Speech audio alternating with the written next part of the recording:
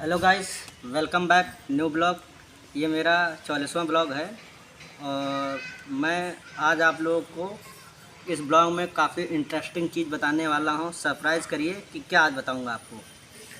Yes, Sir.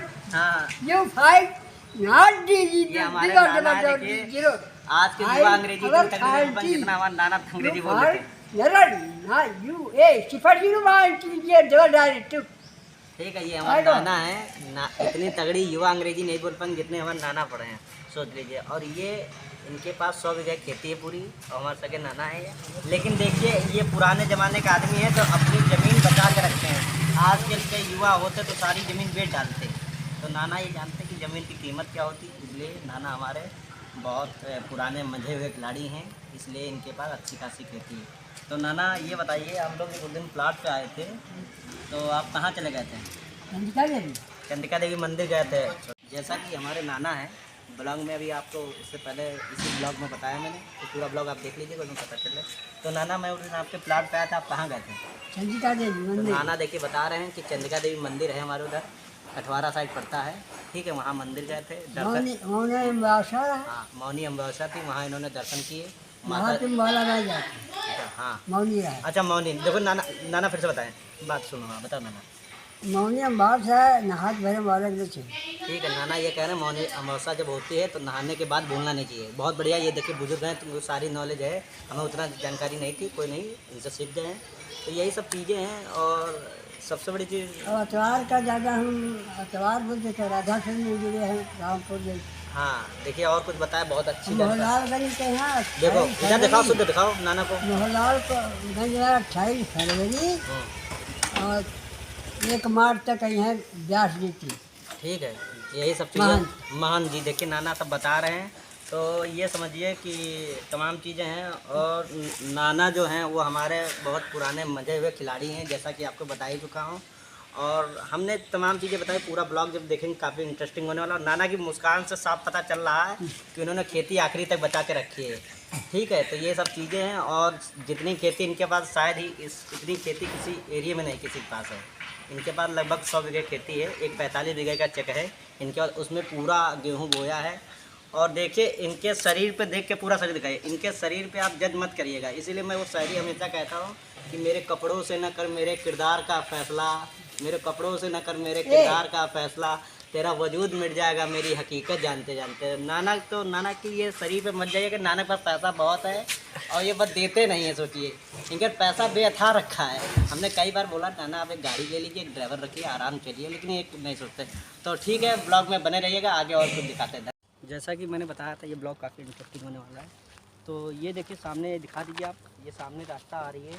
ठीक है, और ये रास्ता जो है 20 फीट की रास्ता है, नाली समेत जो आएगी वो अब 24 फीट की रास्ता हो जाएगी। ठीक है, तो ये चीज़ें वहाँ जहाँ पे हम लोग साइड पे काम कर रहे थे, वहाँ पे धीरे धीरे 1 महीने में कंप्लीट हो जाएगा वो साइड। तो मैं आपको वहाँ पहुँच के दिखा दूँगा, सारे मकान फिनिश होने वाले 1 महीने में फिनिश हो जाएगा। उसके बाद ये देखिए प्लानिंग है, ये उस दिन भैया हमको शाम को लाए थे, जो मतलब मैं उनके पास काम करता हूँ, सीधी बात, हर बार बताता हूँ मैं अपने आप को। ठीक, क्योंकि मैं वो नहीं जताना चाहता आप लोगों से। मैं ये जानता हूँ आप मेरी फैमिली हैं, जिस दिन मैं अपने दम पे मैं मेहनत कर रहा हूँ, आज नहीं तो कल मैं आप लोगों के सपोर्ट से मैं भी कुछ थोड़ा बहुत कमाने लगूँगा। तो देखिए ये प्लानिंग है, आप दिखाइए वरुण, वहाँ से लाइए, वहाँ से आइए, आप दिखाता हूँ अभी आपको, आइए चलते रहिए। जैसा कि देखिए, ये यहाँ से वो लास्ट देख रहे हो, खंबा लगा दो, खंबा से इधर का ये पूरी एरिया दिखाइए आप, दूर दूर तक दिखाइए, हल्का उठा के थोड़ा, हाँ पूरा लंबा कर दीजिए। तो वो देखिए दूर तक वो जो आपकी बाउंड्री दिख रही है, वहाँ से लेके लास्ट तक आइए, ये लास्ट तक नीचे कर दो, दिखा दो।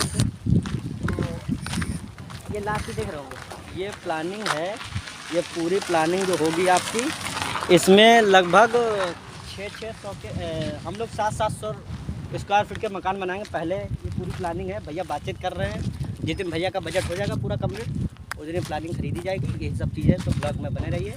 और देखिए भैया आ भी गए, उधर कार दिखा दीजिए, भैया लोग आ भी गए हैं कार से, वो अब बात करेंगे अपना पार्टी से। सो हेलो गाइस, सो तो मेरा दूध आ चुका था, दूध वाला आया था शाम को, असल दुकान का दूध लेके आता है, तो शाम को इसलिए हम मंगा लेते हैं दूध की जिसमें आसानी रहे और कस्टमर शाम को ले लेते हैं। सुबह सुबह ठंड भी होती है, इसलिए ठंड में नहीं लेता। तो मैंने दूध वाले से कह रखा है कि आप शाम को दूध लाया करिए, तो शाम को दूध लिया है। तो जैसा कि मैंने दूध ले लिया है, दूध लगा के मैं नीचे सारा दूध पलट दिया हूँ बोरी से। अब एक एक करके मैं दूध लगा रहा हूँ। तो यही सब चीज़ें हैं। दूध अभी बारी बारी से मैं लगा रहा हूँ। और पहले मैं 1 लीटर के लगाता हूँ एक लाइन में, जिससे आसानी रहे निकालने में और याद रहे। तो एक लाइन में मैं 1 लीटर वाला अमूल का दूध लगाता हूँ, ठीक है। फिर उसके बाद मैं आधा लीटर के दूसरी लाइन में लगाता हूँ। तो आधा लीटर के दूध मैं लगा देता हूँ। आधा दूध लगाने के बाद फिर तीसरी लाइन में मैं 10 वाला दूध जो अमूल का पैकेट आता है उसको लगाता हूँ। तो यही सब चीज़ें हैं। मैं दूध अपनी दुकान पर लगाता हूँ। और मैं डेली सबसे ज़्यादा मैं अपने काम पे ज़्यादा ज़रूर ध्यान देता हूँ, क्योंकि मैं ये जान रहा हूँ कि अपना काम स्वयं करना चाहिए। और जब तक आप सफल ना हो जाइए किसी कार्य में, तब तक मेहनत करते रहिए, क्योंकि मेहनत बहुत ज़रूरी है। जब तक आप किसी चीज़ में लक्ष्य को आप प्राप्त न कर लें, तब तक उस लक्ष्य पे लगे रहिए। आपकी अगर दुकान है या कारोबार है या बिजनेस है या किसी भी फील्ड में है, तो काम के समय सिर्फ काम करिए। अन्य चीज़ों में आप दिमाग इधर उधर ना लगाइए, क्योंकि बिजनेस में बहुत दिमाग और बहुत ध्यान से काम करने वाला होना चाहिए। क्योंकि अगर आप थोड़ा बहुत भी इधर उधर डिस्टर्ब रहेंगे तो काम सब चौपट हो जाएगा। तो यही सब चीज़ें, इसीलिए मैं अपना काम स्वयं करता हूँ, दूसरे के सहारे नहीं रहता हूँ। और मैं ये जानता हूँ, मैं पैसे की कीमत बहुत अच्छे तरीके से जान चुका हूँ, इसीलिए मैं अपना काम करता हूँ। और मैं अब आना जाना हर जगह छोड़ चुका हूँ। और बस एक जगह साइट पे जाता हूँ, वहाँ जाता हूँ, मैं आप लोगों को बताता हूँ डेली।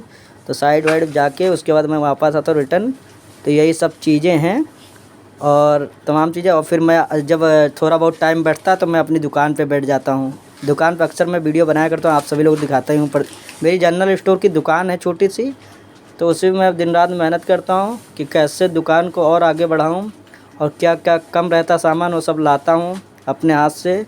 मुझे बहुत से जो आजकल के युवा लड़के हैं, वो अपने ही काम में बेइज्जती महसूस करते हैं, क्योंकि वो ये जानते हैं कि कहीं कोई मुझे देख ना ले।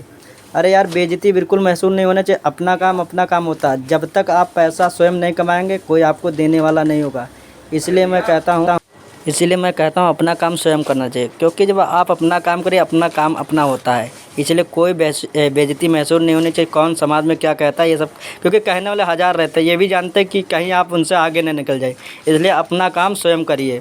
तो यही सब चीज़ें मैं अपने काम पे ज़्यादा ध्यान देता हूँ, साइट पे भी जाता हूँ, वहाँ करता हूँ। बहुत से लोग ये जानते हैं कहीं मुझसे आगे न बढ़ जाए, इसलिए मैं अपना काम स्वयं करता हूँ। और यही सब चीज़ें हैं।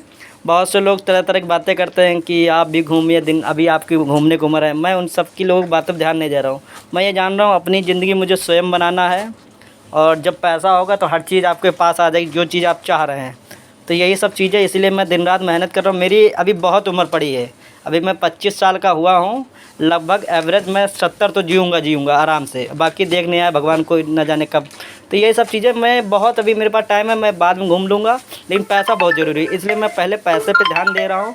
तमाम चीज़ें XYZ यही सब चीज़ें हैं। तो दिन रात मैं मेहनत करते रहता हूँ। बाकी मैं ब्लॉग बना रहा हूँ यूट्यूब पे।